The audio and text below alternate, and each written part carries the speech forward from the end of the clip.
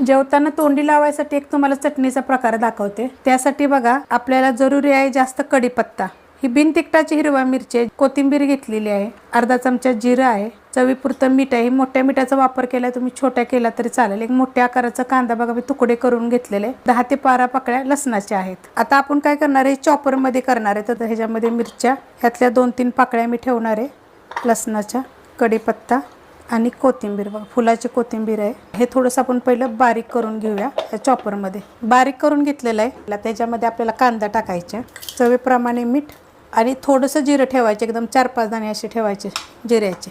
आणि आता हे पण आपण बारीक करून घेऊया। बारीक करून घेतलेलं आहे बघा, अशा पद्धतीत बारीक झालेलं आहे। आता ह्याच्यामध्ये बघा आपल्याला ही चिंच टाकायची, मी भिजत घातली होती, आणि थोडंसं पाणी टाकायचं, घालायचं, जास्त नाही घालायचं, थोडंसं। आणि परत आपण फिरवून घेऊया। जास्त चिंच भिजली त्यामुळे जास्त ही करायची गरज नाहीये त्याला। चिंच टाकल्यावर बारीक केलेलं आहे बघा एकदम